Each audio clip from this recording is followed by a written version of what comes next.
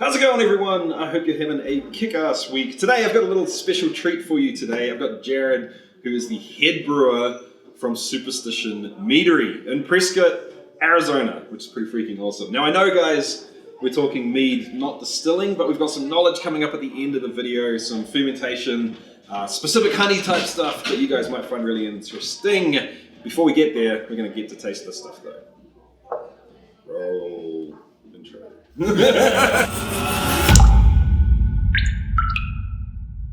So maybe, do you want to tell us what we've got here and tell us what we're in for? So this is a small flight. We do normally offer a flight of 12 here, but I just picked out some special ones for you. Awesome, thanks, man. Oh, sorry, yeah. And so the first one here is our Lagermaus de Oro. It is one of our mainstays, but it's just a bourbon barrel aged traditional mead, and it is really pretty bourbony. So is it traditional to bourbon barrel mead?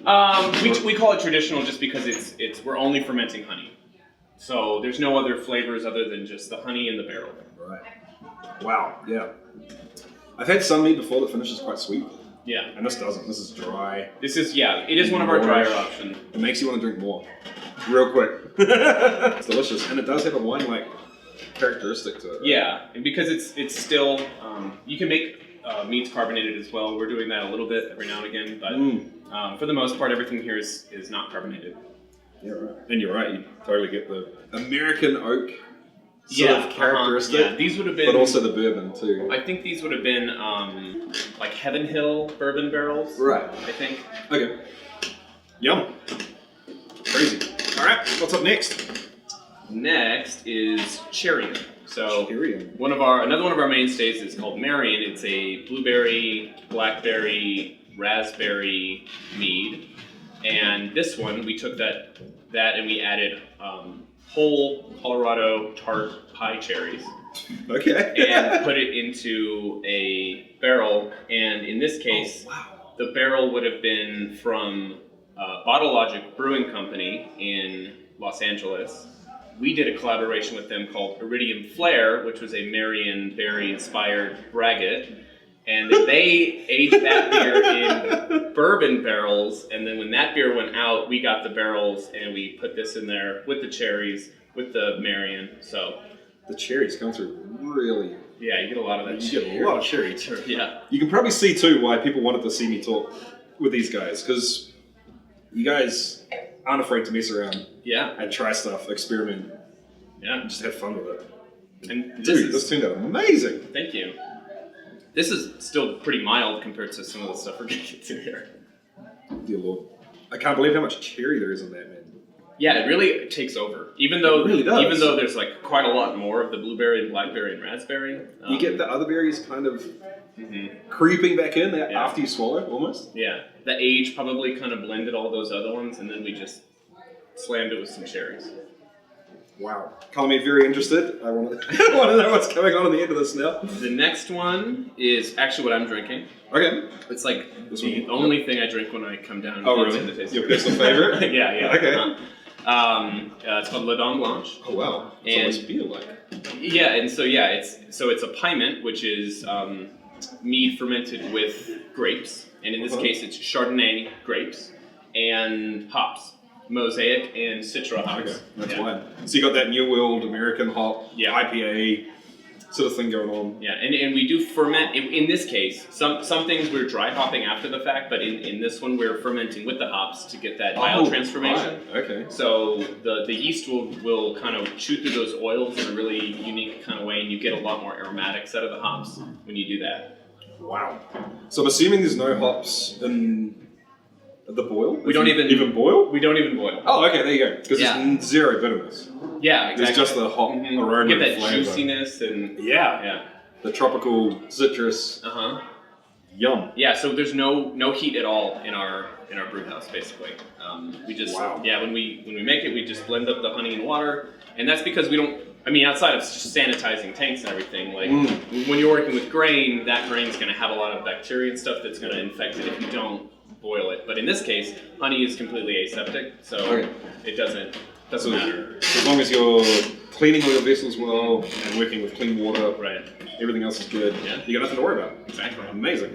And kind of This is really trying to struggle to see what's going to come up because I was not expecting that, man. That came totally out of left field for me. So this is another climate. Oh my word! So this is it's called Aphrodisia, and this is a cuvee, which means that we've blended very specific barrels to come up with this blend here. Okay. And so similar to the whiskey world, right? Like right. Mm-hmm. like a single malt wood. It's from the same distillery. It's from the same.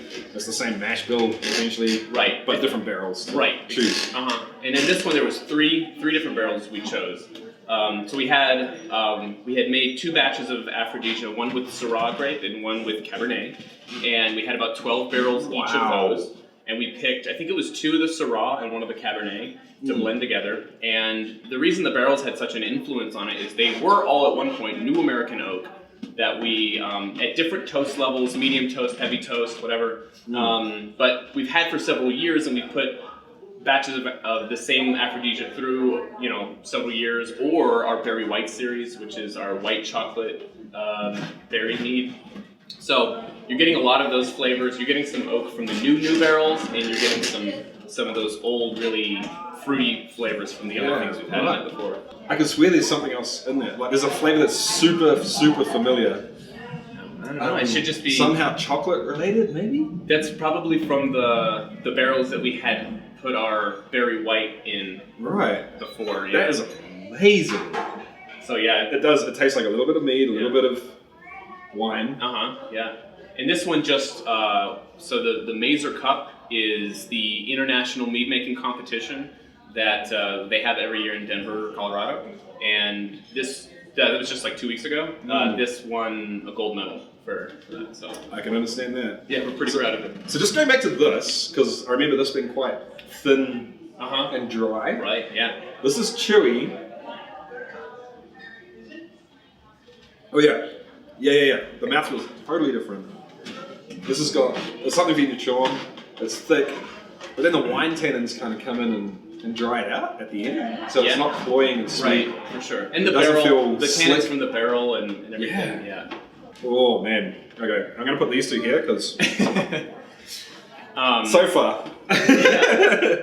Next is the Pisces, which is a collaboration we did with Lost Cause Meadery in San Diego, California. And it is a key lime pie mead. So it's got key lime juice that we got from Key West, like in Florida, and marshmallow, and just a little peanut as well. Because in America we're a winery and we're not allowed to use any grain in what we do. So oftentimes we'll use just a little peanut if you want to imitate that kind of crusty graininess that you get in some other things. So we want to put that in there for like the pie crust. Okay. We don't want it to taste peanut buttery, but we do want that kind of like that roasty kind of flavor that you get from peanuts. Yeah, 100%. To mimic something like Golden Promise or like Two Row. Yeah, exactly. Something on those lines. Yeah. Wow. Okay. So this is back to the sort of drier, white wine sort of feel. The key lime is subtle, man. I was expecting it to kind of bang you over the head, but it works really, really well like that. I guess it's the peanut I'm picking up as well. Just a little, The peanut. If I didn't say anything, you probably wouldn't have known it was peanut. But you would have. We want the experience to be like, oh, this is like a key lime pie. When you take a bite. Yeah, like dark pie crust. It is like that. And the key lime, the marshmallow, and the peanut. I'm assuming that's what I'm tasting. That almost one flavor. Like they're not. It's really blended together. Yeah. You don't. Yeah. Let's go in there too. I'll come back to it. And the last one. The last one is La Petite Mort, which is a dark chocolate raspberry mead aged in Toppling Goliath. It's a brewery in they're in like Iowa, I think, but they make a really renowned beer called Assassin. Okay. So that's like a dark chocolate stout in bourbon barrels. So we got those barrels when they were done with that, and we aged this mead in those barrels. And so it's like dark chocolate raspberry aged in these first time use whiskey barrels with the stout. I get the raspberry and I get the chocolate, but the chocolate is like cocoa. Yeah, we use cocoa nibs. Oh, okay. Yeah, I was just gonna say cocoa nibs. Yeah, kind of like Ribena, but good. I don't know. I'm not familiar. Oh, really? Ribena's a blackcurrant. Okay. Like liqueur? No, like a cordial mix. Oh, okay. Yeah, I see. but it's not bad. I guess maybe it's a New Zealand thing. I don't know, guys. If you get the stuff where you are, let me know, because now I'm wondering. But so across the board, the thing that amazes me is that you're putting weird and different things in there. Yeah. But you get it to taste like the fresh fruit. Yeah. It doesn't taste muddled. It doesn't taste old. It doesn't taste fermented. It straight up tastes like opening a punnet of whatever it is, down to the hops. The same with the hops. Yeah. And some of what we do is whole fruit, like the cherries are whole fruit. But otherwise, we've got a really good fruit juice supplier from Washington where we get a lot of fruits. So. Okay, cool. All right, so this has been amazing. I'm totally blown away. I know why the people that told me to come here love this place now. I get it. I understand it. So what I'm going to do is I'm going to figure out which of these 4 now. God damn it, you're making my job hard here, dude. I'm going to figure out which of those 4 I like best and why. And while I'm doing that, Jared's going to give you a quick spiel about the rest of the company and also where you can pick the stuff up. Because you should try it. You should really try it. Go for it, Jared. Yeah, okay. Let's put you in the hot seat. No, yeah. Yeah, I mean, we're downtown Prescott. Our tasting room is pretty cool. It's underground, kind of like a speakeasy. Super awesome, guys. I'll put a little B-roll together and show you guys around here. And once we're done here, we're going to move up to the production facility. Yeah. And we're going to talk shop a little bit more. Get back to that. Anyway. But yeah, we've got some plans in the works for opening a lot more locations. We do want to get into distilling. I don't know if we didn't talk about that. I didn't know that. Okay. Yeah. Oh, we kind of want to take over everything, you know. So Mead, we do make hard cider as well, but we want to start distilling. I think is the next step. And then I think after that, we want to start making beer. So we really want to make everything. You want to go everywhere? Yeah. And all under the same brand name? Well, it'll be like Superstition, like whatever. So Distillery, Superstition, brew. Yeah. Cool. Because the logo's dope, guys. I don't know if you've seen it. I'll show you a close-up of that too, but it's cool. The branding's dope. This place is awesome. These guys are doing stuff right. Welcome to the production facility for Superstition Meadery, and I can tell you from tasting that stuff, I want to know what this guy has to say. And most interestingly for us, I think, is he's got some tips on fermenting to high ABV without getting all the funky, horrible stuff, and still fermenting dry. Yeah. So what are the 4 tips, man? So the 4 tips are keeping the pH raised enough and in the proper level, degassing during fermentation to drive CO2 out of solution. Cool. Nutrients! Nutrients, yeah. Feeding nutrients. I don't know. We had 4. We had more oxygenation like every day, basically. Okay, cool. So from when to when do you oxygenate, and how much do you oxygenate? So on the day of like when you pitch your yeast, you want to oxygenate pretty heavily, and then until you get through the first third amount of fermentation, you keep oxygenating basically just like once a day. So when you say the first third, do you literally mean if you take so let's say you start at 10-10? Yeah. Are you just literally dividing 10 by 3? Right. We tried to do the math on this earlier and it didn't work because... Math's hard? Yeah. So let's say 10-12. So we got 10-8. Sure. Right. Yeah. So... Oh, sorry, not 10-12. 11. Is it 11? Yeah. 11-20. Well, yeah. Thank you. 1 point. Anything over 1-1 is big for me. Yeah. I'm not used to going there. But yes. Yeah. So, sorry, carry on, sir. Yeah. So yeah, if, as an example, 1.120. Yep. 11-12. 1/3 of that would then be 1.080. Right. So 1080. So you oxygenate all the way down until you hit that. Yes. Which is crazy. Because I've heard of people oxygenating until the lag period finishes. I know a lot of beer guys have talked about that.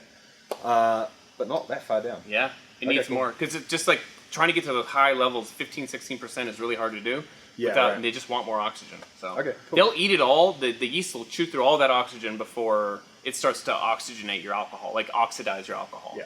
And for us as distillers, we're not so worried about oxygenation anyway. Oh, okay. It's not so much of a thing for us. Definitely less than beer. Okay. And from what I can tell, definitely less than mead as well.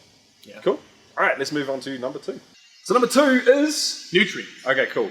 And why with honey are you specifically using more nutrients than you would maybe elsewhere? Right, so the grain, if you're making beer or any other like fermenting or a distillate or whatever that you would Yeah, normally beer, do, a mash or whatever. whatever. The grain has the nutrients kind of pre-existing in the grain. Right. Honey has basically none for the yeast to eat, so it needs a lot of nutrients to keep going. But even beer brewers who are trying to hit really high ABVs will also add more nutrients. Yeah, so. of course. Yep. You described it earlier as literally like junk food for yeast. Right, yeah, honey's just junk food for yeast. It They wants to wanna eat it, but it's not healthy. Yeah. Okay, cool. So why do you, and you said that you did it in staggered editions, right? We Will you just dump it all in at the beginning? No. Yeah, basically like once a day. So what sort of nutrients are you using in these editions? It's like a lot of nitrogen, Okay. which comes in the form of diammonium phosphate. Oh, yeah. Fertilizer. Is it? I think so. Yeah, wow. That, I believe, is actually synthetic nitrogen. Okay, that makes sense. Apparently, there's this, we have not even started this yet, but I think we're going to switch to, there's another one that we use called Fermade O K, but I think we're going to actually move to this new one called Fermade O. Okay. The O just stands for organic. So it's actually organic nitrogen rather than synthetic nitrogen. Okay. And number 3 is... Degassing. Cool. Okay, so now this sounds weird to me. Like, why do we need to get the gas out of this? How does that help the yeast? Because the CO2 that is naturally produced by the yeast it's toxic to the yeast. Right. So it's literally a byproduct. Yeah. It's like us living in sewage. Right. And so That's it's not fun? Not fun, and it's not fun for the yeast either. Right, okay. And a lot of it, obviously that's what the bubbling is if you have an airlock or whatever, but not all of it is leaving solution. Some of it is going into solution, and that's causing the yeast like a bad time. Okay, cool. And how do you do that? We just hook up a pump to just kind of spin it, make a whirlpool, Circulate it? circulate it, Okay, and cool. so at that point, it's just like shaking up a soda can or something and opening it. It's just going to Just agitates agitate and release all that CO2. Okay, cool. So imagining that you do that, because you're like brewers, right? You want to be very careful about sanitation and also oxygenation. Yeah. So you don't, after the first third, so you don't want to be opening whatever the system up is all the time, messing with it and closing it up again.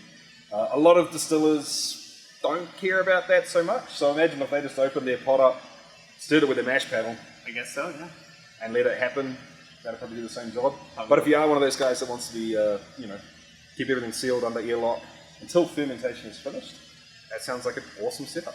And number 4 is pH. pH. Okay, so this is something we do know. What is the range that you're aiming for to be nice to your yeast? In between 3 and 4, basically. Okay, cool.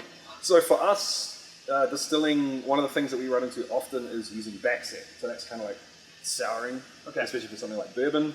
We'll take the stillage or the dunnage or the whatever you want to call it, the backset left in the still after distilling, add it back into the ferment, and it's basically an acid, and it carries over a lot of funky flavors, which build up over time. But that, as you guys know, will drop the pH super quick. Oh, okay. You're trying to drop pH. No. It'll drop it quick. We like it for the flavor, and we like it to get the pH kind of low, so we don't grow horrible stuff. Sure. Botulism or whatever. But we don't want it to be too low. So you're aiming between 3 and 4, you said? Yeah. Okay, cool. And how are you adjusting that? Is that a secret? That's a secret. That's a secret? Okay. He won't tell us that. That's cool. They got to have some secrets. Let us know what you guys are using, especially the guys that are into the bourbons, the whiskies that are using the sour sort of techniques. Let us know what you're using down below. Super interested to hear what you guys have to say. But what we do have to do is we're raising the pH.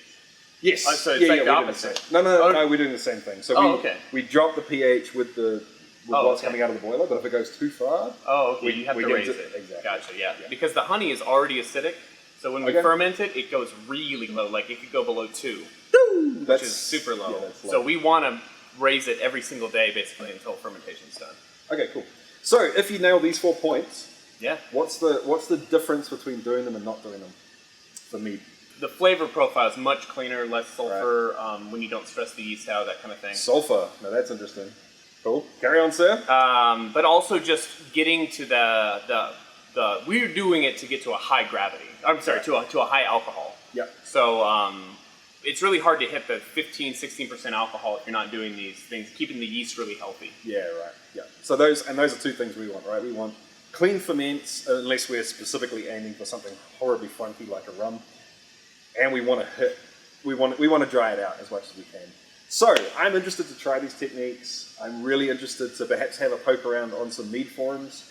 I'm assuming there's home meading versions of all of these. Oh yeah. Cool. We might have to have a look at the mead forums, guys, and borrow some knowledge. So thank you very much, man. Oh, I thoroughly appreciate it. If you guys don't know these guys, make sure you check it out. If you're anywhere near the area, drop into the tasting room, try some beverages because they're delicious. And if you can find it in your area on the shelves, once again, guys, give it a crack. But before the last point, I need to do something, team, and that is to thank these guys over here. These are the Patreons, dude. Scrolling past over here. Oh, nice. Hi. Thank you very much, Patreons. There is no way whatsoever I could be doing this stuff without you. So I thoroughly appreciate it. So if you liked the video, give it a thumbs up. If you really liked it, give it a subscribe down below. Hit the notification bell. If you are 100% finding value in these videos, you can also check out my Patreon page and sign up there if you wish. Alright guys, see you next time. Keep on chasing the craft. And we are out. And subscribe to PewDiePie.